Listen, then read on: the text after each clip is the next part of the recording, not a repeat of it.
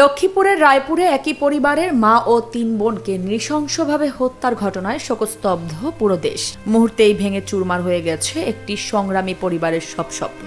আমার মা কই, আমার মারে আনি দাও, মারে ছাড়া আমি বাঁচবো না। এই আর্তনাদ যেন লক্ষ্মীপুরের রায়পুরের ভয়াবহ হত্যাকাণ্ডের সবচেয়ে মর্মস্পর্শী প্রতিধ্বনি। মা শাহিনুর বেগম এবং ৩ বোন সাইমা, ইকরা ও শিপাকে হারিয়ে এখন সম্পূর্ণ একা কিশোর জুনায়েদ ইসলাম সিফাত।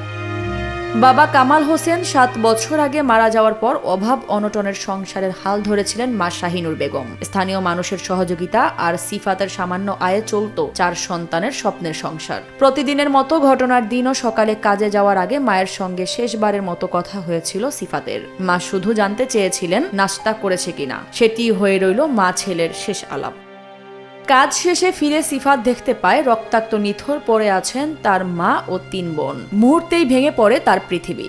স্থানীয়দের ভাষ্য, পরিবারটি ছিল অত্যন্ত সংগ্রামী। বড় বোন সাইমা উচ্চশিক্ষার প্রস্তুতি নিচ্ছিলেন, ইকরা কলেজে এবং ছোট্ট শিপা প্রাথমিক বিদ্যালয়ে পড়ত। এই ঘটনায় সিফাত বাদী হয়ে মামলা করেছেন।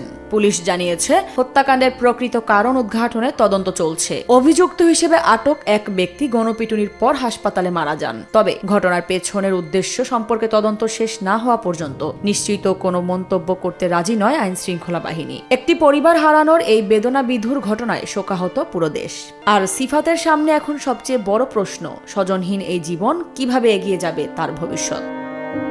আরিফা পুষ্প, নিরপেক্ষ। নিরপেক্ষ, সত্য প্রকাশে আপোষহীন।